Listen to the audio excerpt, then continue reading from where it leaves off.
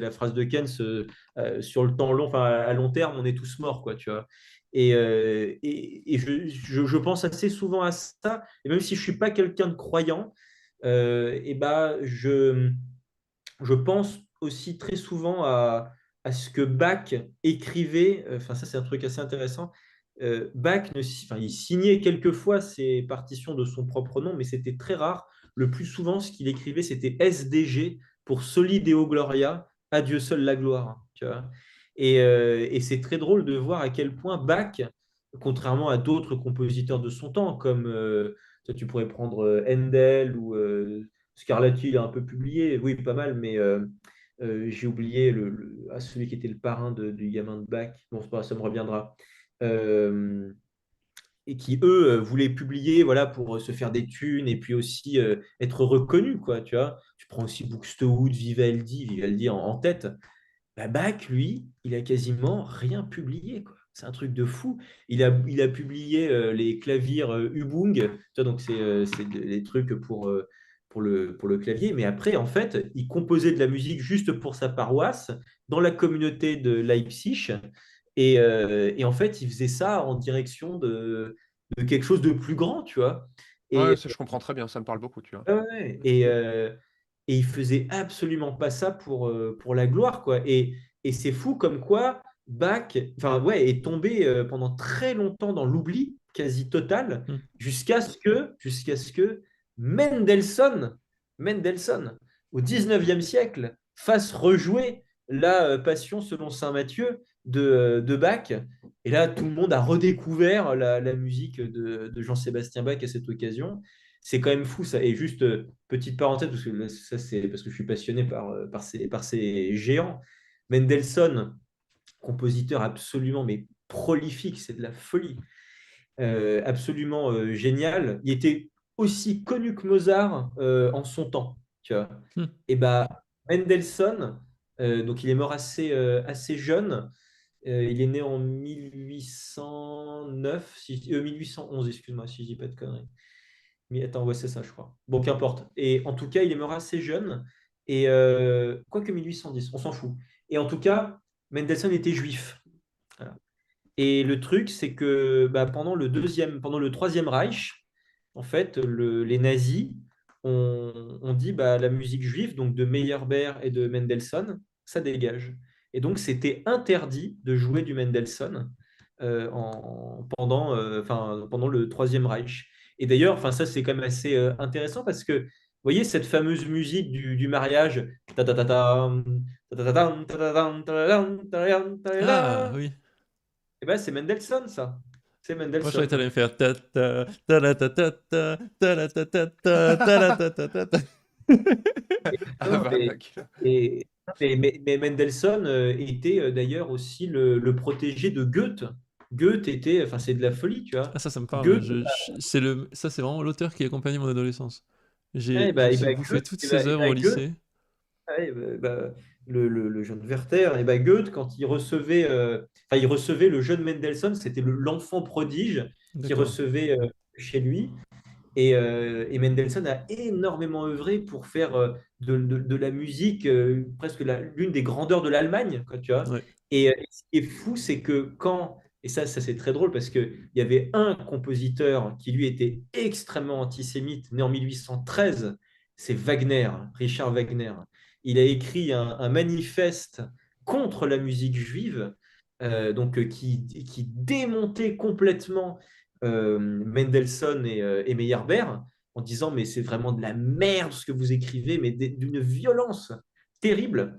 Et bien évidemment, le compositeur préféré de Hitler, c'était Wagner, c'est pas pour rien. Et donc, qu'est-ce qui s'est passé lorsqu'il y a eu l'Anschluss, donc lorsque les Allemands sont arrivés à Vienne, donc en Autriche, ils ont conquis l'Autriche, et quand ils sont arrivés à Vienne, ils sont arrivés à l'opéra, et là, ils se sont dit, tiens, là, c'est sûr, il y a la statue de Mendelssohn, on va aller l'enlever du je vais pas dire du plafond, c'est quoi ce qui est au-dessus du plafond? Du toit, pardon. Ah oui. Le toit, voilà, du toit On va pas trouver. de toit de l'opéra. Et donc, les nazis arrivent. Et là, le problème, c'est qu'il n'y avait pas les noms des compositeurs en dessous de leur statue. Alors, ils ont regardé un petit peu et ils ont dit, oula, lui, il a un nez de juif. Et donc, ils ont enlevé la statue De qui? et ils ont fait tomber Wagner. Je sentais que j'allais faire une connerie. Ouais. Ils ont fait tomber Ah, Wagner. les abrutis. Mais c'est incroyable cette histoire. Où est-ce que tu l'as lu? Ouais. Ah bah non, c'est une histoire assez Ah, connue. c'est C'est marrant. sur... C'est vraiment trop con, quoi. Il y a d'ailleurs un tout petit court-métrage qui a été fait qui s'appelle Mendelssohn sur le toit. C'est très Voilà, drôle. sur... Ah, putain. Ouais, ouais, non, mais c'est... Attends, Voilà, et donc, pour il y a dire 6 que... statues. Lequel est le juif? Non, mais les gars. Franchement, quoi. Ils l'ont repéré au nez, Ils sont t'imagines le truc? sérieux. Ah là Il là. Abusé, repère quoi. sur le motif, ouais, Ah ouais. putain. Et ils ont viré Ouais, c'est Wagner. Ah putain, c'est hilarant. C'est hilarant. c'est fou. C'est vraiment une Et, très belle histoire, ça. Enfin, cocasse, et quoi. j'ai beaucoup rebondi, désolé, mais tout ça pour dire que la problématique de se consacrer soit à la... Enfin, faut à la fois être rentable et aussi se consacrer, je pense, à des œuvres qui, de toute façon, n'auront pas, n'auront pas d'écho là tout de suite, mais qui, tu te dis, enfin, moi, en tout cas, c'est comme ça que je le pense, tu fais ça pour la postérité, quoi, tu vois. Hmm. Tu te dis, bah, je le fais parce que il faut le faire, c'est ta mission, quoi, en fait, tu vois. Et, Ouais, ouais, et, ouais. et je J'aimerais bien veux dire, retrouver j'ai ça. vraiment ça. Moi, j'ai vraiment ça. Genre, quand je vais tourner une longue vidéo de 30 minutes sur les probabilités, etc., parce que je me dis que cette vidéo-là, elle n'est pas encore faite et qu'il faut la faire. Tu vois, je me dis, bon, bah, Ouais, ouais. on y va, je me retrousse les manches. Et même si je dois y passer, je sais pas combien de temps et que bah, c'est vrai, je gagne pas d'argent à côté, bah, tant pis, tu vois. Et Bach, tu vois, enfin, je me compare absolument pas à Bach, hein, parce que Bach, lui, c'est de la folie ce qu'il était capable de faire. Enfin, c'est délirant. La dose de travail qu'il était capable d'enfourner, quoi. Et Bach, il écrivait énormément donc, pour sa paroisse. Donc, lorsque il y avait donc, en suivant les cycles liturgiques. Et donc là, il était payé pour ça. Mais à côté, il écrivait énormément d'œuvres profanes qui n'étaient pas fondamentalement destinées à la publication. C'est ça qui est fou. Ouais. Et voire même des œuvres qui ne sont même pas faites pour être jouées. Je pense notamment à l'art de la fugue. Et là, on entre vraiment dans les mathématiques chez Bach et la citation des Dorérios dont on parlait au début, notamment l'art de la fugue. L'art de la fugue, alors la fugue, c'est pas la fugue qu'on connaît, hein, la fugue, c'est c'est une forme musicale où tu as un sujet qui est repris par une autre voix, etc., à la carte ou à la quinte, bon, qu'importe. Et en fait, là-dedans, dans cet art de la fugue, il n'y a pas d'instrument. Tu vois. Il y a pas marqué pourquoi c'est fait. Tu vois. C'est-à-dire qu'en fait, c'est juste à quatre voix, donc tu as quatre portées, et en fait, du coup, ça peut être joué sur tout et n'importe quoi. En fait, c'est l'idée même de musique. C'est l'idée pure, tu vois. C'est-à-dire qu'en fait, dans ta tête, toi, tu peux le faire résonner avec un violon, avec un piano, avec un chant, tout ce que tu veux, tu vois. Et donc, c'est l'aboutissement de Bach, tu vois. C'est cette musique désincarnée, tu vois, et qui la rend purement mathématique, tu vois. C'est l'idée même de la musique.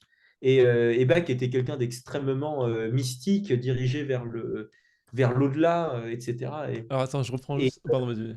Excuse-moi, excuse-moi. Conclus, je pensais que t'avais fini.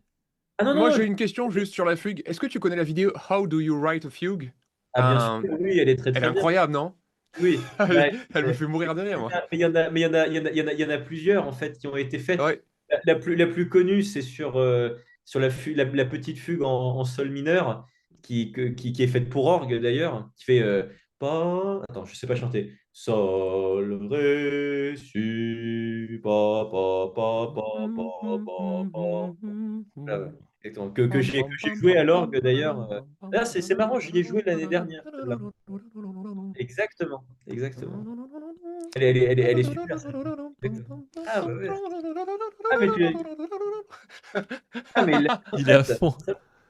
c'est exactement ça. Alors attends, par contre, je C'est- dois absolument revenir sur un truc de fake news. On s'est fait fake news contre fact-checker. Busted. Attention, c'est une fake news l'histoire de Mendelssohn. Ah là là. En Ah, fait, sur le. au fait, c'est une fake news apparemment. Et alors, Ah, de fait, les nazis ont fait retirer la statue dans le cadre de leur politique antisémite dans les années 30. Elle a été eh remise oui. en 2008, mais il n'y a pas eu de truc de statut changé ou de se tromper, machin, machin. Il se Ah, trouve c'est qu'en fou. Moi, plus, on me l'avait appris quand j'étais en cours d'histoire de la musique au bah, apparemment, conservatoire. c'est une histoire qui se répand beaucoup. Alors, j'essaie de vérifier les dires de notre cher abonné qui a dit ça, et sur GPT, c'est confirmé. Et en fait, alors en plus, même lui, Mendelssohn, était en fait il était d'origine juive, mais protestant. Bon, Ah oui, les bien nazis ont sûr, pas fait la bien sûr, oui. différence.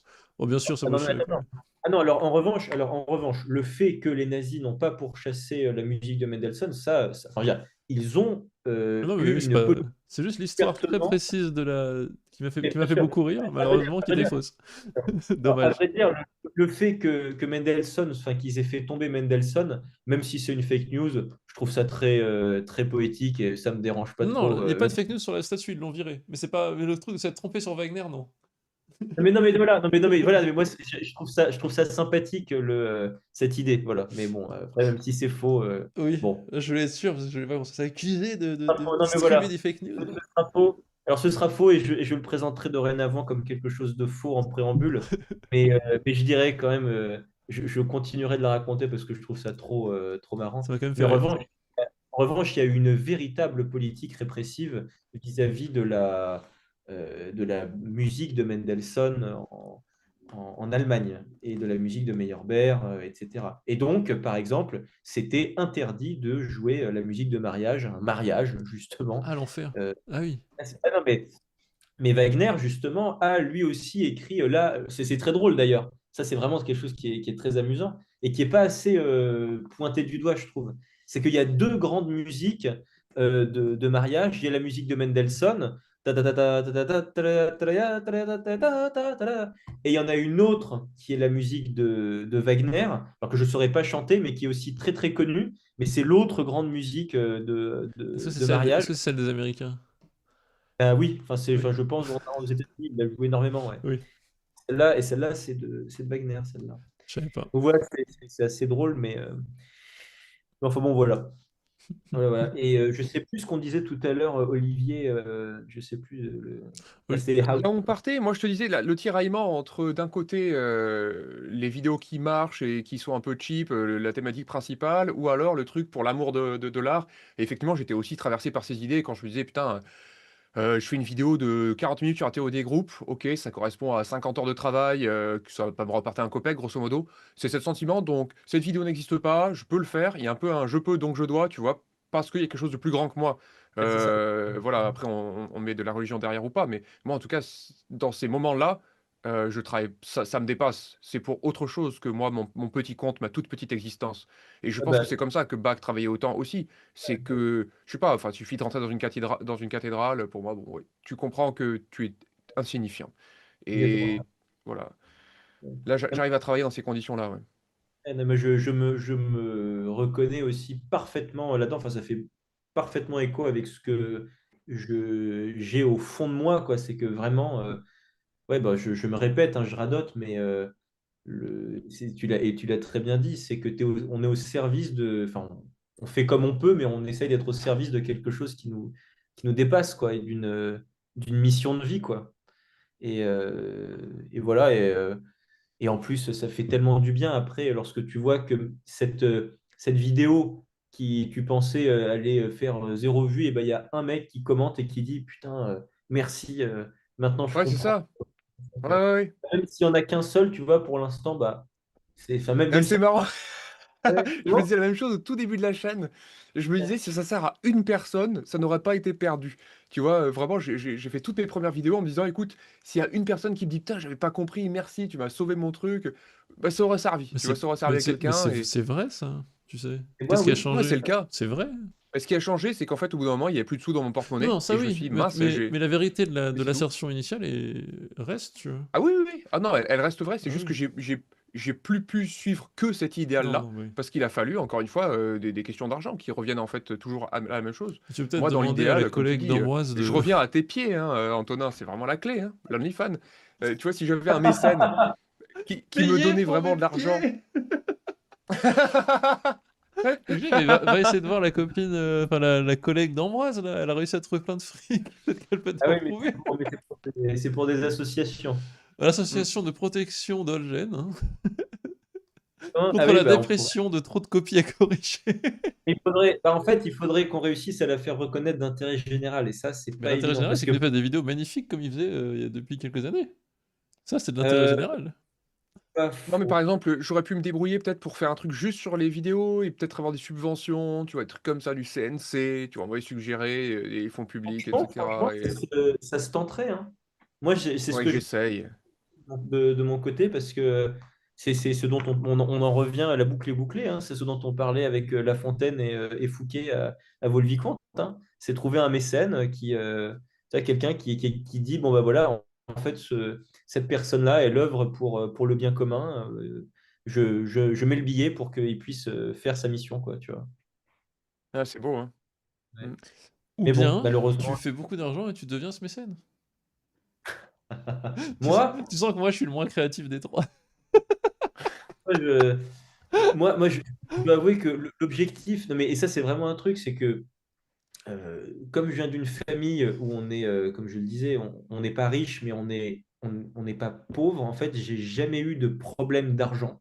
Et donc, je pense que j'ai jamais eu le. Enfin, je ne sais pas si c'est déclenché par ça, mais je peux imaginer que quelquefois, parce que pour en avoir déjà croisé des personnes qui viennent de milieux très défavorisés, qui ont une rage en fait de gagner de l'argent. Ça me fait penser à Bernard Tapie, tu sais, qui vient d'un milieu très très défavorisé. Et il disait en plateau télé, voilà, moi je viens de rien et mon objectif c'est de démontrer que je suis capable de gagner de l'argent, tu vois, mais beaucoup d'argent. Et moi, qui n'est pas et qui ne suis pas passé par ce stade-là, bah, j'ai jamais éprouvé et j'éprouve toujours pas l'appât du gain. C'est-à-dire qu'en fait, genre, si jamais j'ai un toit à manger et des habits et que je peux faire des voyages et tout, Mais je voilà, n'ai non pas. mais c'est parce que tu es dans le domaine de t'as atteint le seuil, il y a un seuil à atteindre pour que ça soit pas un souci. Mais voilà. Donc, c'est-à-dire qu'en fait, là, tu vois, je me dis,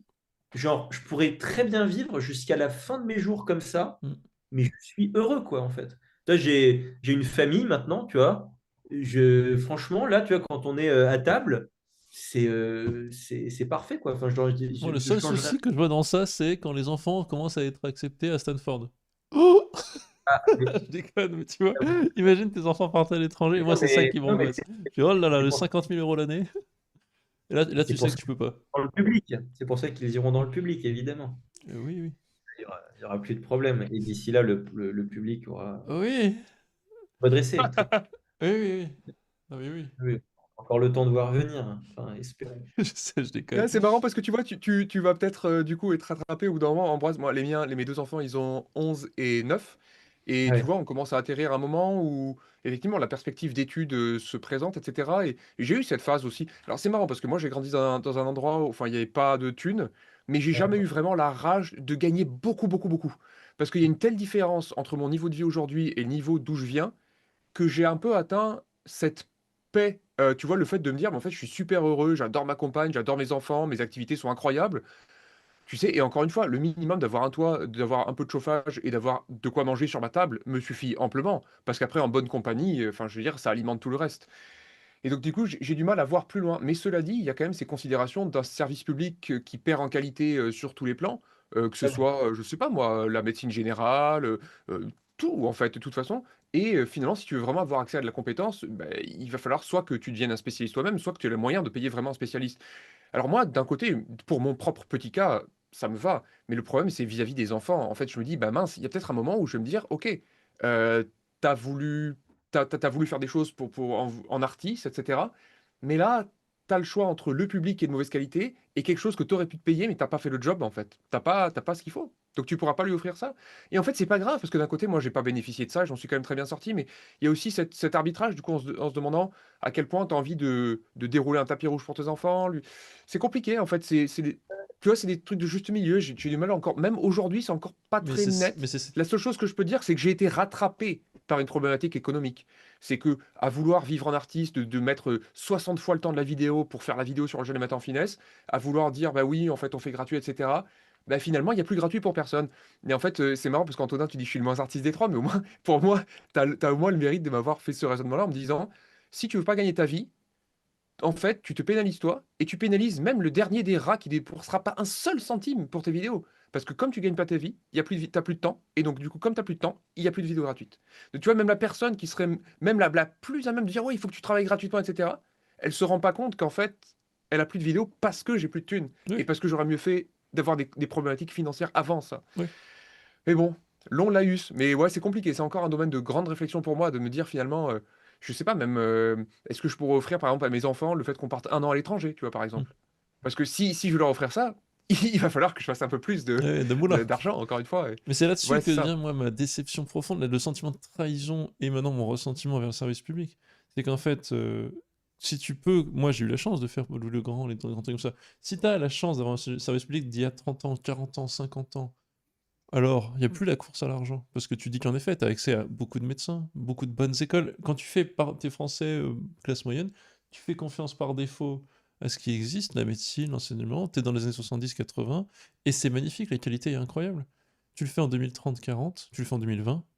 Est-ce que c'est la même chose? Moi, j'ai la conviction depuis très longtemps que c'est non, et que donc bah, je sais très bien comment se fait le tri. Le tri, il se fait par l'argent. Ceux qui ont l'argent, ils se payent les bons médecins en temps et en heure. Ils sont pas dans les déserts médicaux. Et j'ai le bon spécialiste dès que j'ai un souci si je veux, parce que je suis prêt à payer 180 le mec pour la consultation. Et on peut dire ce qu'on veut sur l'argent, machin. Oui, mais moi, je paye 180 et j'ai le gars, tu vois. Pendant ce temps, toi, tu l'as pas. Et c'est ça le système d'aujourd'hui. Et c'est là-dessus que j'en veux au public en partie. Parce que je sais que la réalité, c'est ça. Et donc ensuite, le jeu, c'est bah écoute, qu'est-ce que je fais moi concrètement? Et en effet, la question des enfants et de la famille est celle qui vient.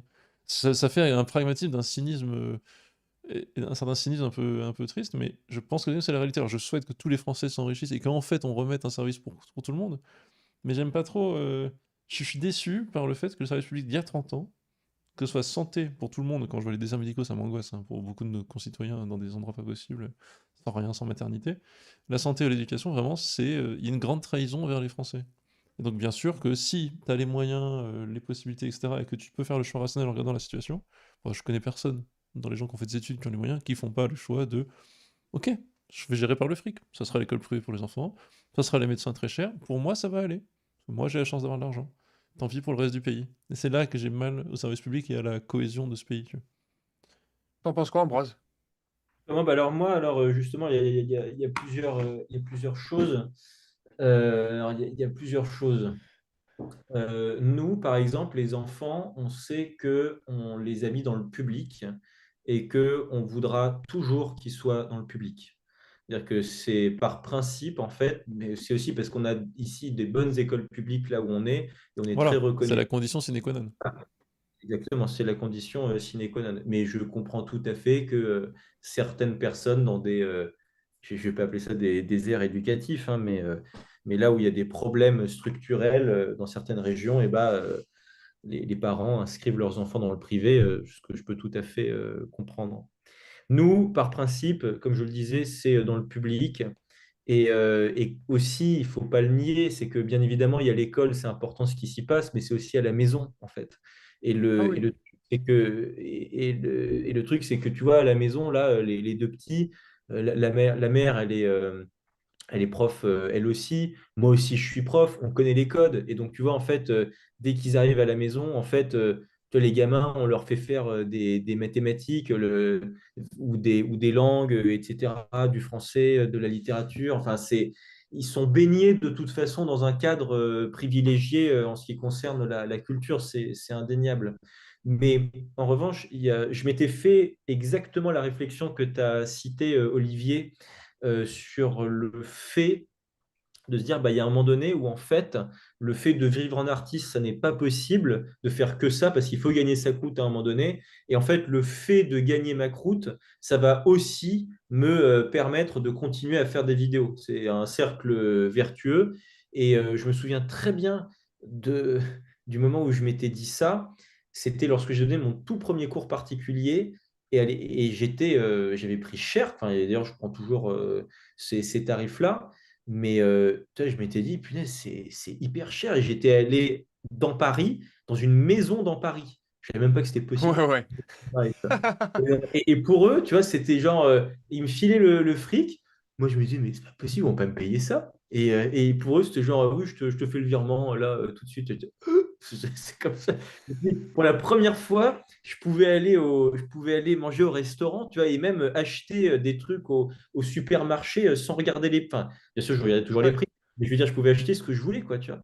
Et je me suis dit à ce moment-là, mais c'est fou parce que grâce à ça, ça va me dégager du temps pour pouvoir aider les autres, en fait, tu vois. Parce Oui. qu'avec ça, Ah je vais oui, faire oui. plus de vidéos. Et donc, en fait, bah, faut que je donne de plus en plus de cours particuliers pour pouvoir faire de plus en plus de vidéos. Et ça, c'était mon raisonnement. Et j'avais un ami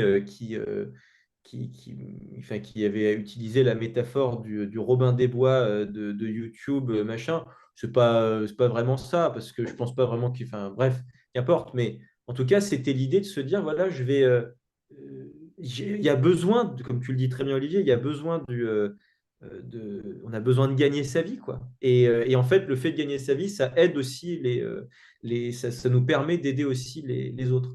Et la troisième chose sur laquelle je voulais rebondir, c'était, oui, que il y a une vraie bascule lorsque tu es tout seul et lorsque tu es en famille ensuite. C'est-à-dire que moi, lorsque j'étais tout seul, bah, il n'y avait que moi avec moi vis-à-vis de moi-même. Je pouvais très bien bouffer une boîte de raviolis le soir, de conserve, sans aucun problème. Et puis le lendemain, je me réveillais, je commençais directement à taffer dans les maths. Mais lorsque tu passes du côté de la famille, tout d'un coup, il y a des responsabilités qui entrent en jeu. Et donc, c'est-à-dire que tu es responsable de d'autres individus que toi. Et donc là, en fait, c'est même plus une question de est-ce que je peux être simplement artiste ou quoi. C'est simplement, bah, en fait, il faut assurer. Donc, il y a pas il y a pas d'échappatoire possible. Et c'est pas, comment dire, on peut pas se dédire de ça, quoi. Donc, c'est quasiment obligatoire, ça s'impose à toi comme un bloc. Et donc, c'est d'abord, il faut faire les choses pour ta famille, quoi, entre guillemets. Parce que tu vois ça comme un impératif catégorique kantien. Moi qui ne suis pas kantien, je le cite quand même un petit peu, voilà. Et, euh, et à côté, bon, j'essaye de continuer comme je peux à faire les vidéos quand même pour le plus grand nombre. Enfin, voilà, mais enfin, pour le plus grand nombre. Les vidéos d'artistes, entre guillemets, de mon côté. Je sais que ça ne rapporte pas, mais c'est toujours au fond de mon cœur ce truc-là de me dire on sert quelque chose de plus grand et c'est ça qui me semble aussi important parce que c'est aussi ça qui va rester de nous, quoi. Moi, c'est aussi quelque chose à laquelle je pense, tu vois, et peut-être, je ne sais pas si vous y avez déjà pensé, peut-être que oui, mais moi, je me dis, genre, bah, à un moment donné, je serai mort, quoi, et on sera tous morts. Mais en revanche, sans doute que les vidéos, elles vont rester, tu vois. Et, Ouais. et tu vois, ça, c'est quelque chose que je trouve assez admirable d'ailleurs, c'est que pendant très longtemps, enfin, et on a toujours le fameux adage, les paroles s'envolent, les écrits restent. Maintenant, la parole reste aussi. Parce qu'en fait, comme on peut enregistrer des vidéos, c'est quand même c'est fou, quoi. Et donc, moi, je trouve ça fou de se dire qu'après notre mort, notre parole restera, quoi. Et ça, c'est quelque chose qui me touche d'une certaine façon parce que je me dis, c'est peut-être la chose la plus vivante qui puisse exister, tu vois, tu vois, d'être capable de transmettre quelque chose à quelqu'un. Et tu dis que ça peut potentiellement vivre pour l'éternité. Et je trouve que c'est sympa, quoi. Je trouve que voilà, il y a quelque chose Ah, c'est de, incroyable. ouais, j'aime bien ça. Voilà. Voilà, Il y a une voilà. petite réaction Alors JCVD qui dit, mais le j'écoutais truc, c'est un que le des- privé, les gars, c'est pas une solution. Il suffit de voir les taux de contractuels versus agrégés entre public, privé, etc. C'est j'insiste une beaucoup, éducation au j'entends rabais, ça, le hein, privé hors mais stade. j'insiste beaucoup à chaque fois. Je veux vraiment insister et mettre les gens face à ça. J'arrête pas, je suis pas en train de dire que le privé c'est excellent. Je vous écris plusieurs fois, vraiment, j'insiste. La déception, le sentiment de trahison, l'énervement contre la chute de tout ce qui est service public. Et donc, avant de mettre son combat contre le privé ou de dire que je sais pas quoi, moi je veux focus là-dessus. Si les gens vont dans le privé, c'est pas pour rien. C'est qu'il y a eu une décadence complète de ce qui a pu offrir une très belle vie à, bah, peut-être à nous trois en fait, hein. Je veux dire à moi-même et puis pour vous deux avec le témoignage que vous avez fait déjà, donc je peux parler pour nous trois, mais Voilà, ça donne une très belle vie et j'ai l'impression que de moins en moins c'est possible pour des gens qui, je pense, sont pas nés spécialement dans les milieux les plus. On aurait pu parier le plus pour avoir fait des belles études ou des beaux parcours. Et ben, j'ai l'impression que c'est de plus en plus difficile. Et d'ailleurs, la France est dernière du classement de la capacité à changer de milieu social, de monter l'échelle sociale. Je crois que c'est quoi on est à 7 générations pour sortir de la pauvreté en Europe, alors qu'il y a des pays, genre d'autres, où c'est 2. Donc la France est la pire, c'est tout, c'est la pire. Sans tous les trucs qu'on peut dire, il faut défendre le système éducationnel. Non, non, je veux pas défendre ce système, c'est le pire qui existe. Et c'est pas parce que c'est trop libéral et qu'il faut encore plus de gauchisme. Non, je pense pas. Depuis 40 ans, c'est pas ça qui se passe à l'éducation nationale. C'est pas de plus en plus de libéraux qui envahissent ce ministère. C'est tout le contraire. C'est pour ça, ce genre de constat, que j'ai du ressentiment. Parce que moi, on m'a offert des choses, j'en suis très reconnaissant, et j'ai l'impression qu'elles seraient pas offertes à un gamin dans les mêmes conditions sociales que moi aujourd'hui. Et Ouais.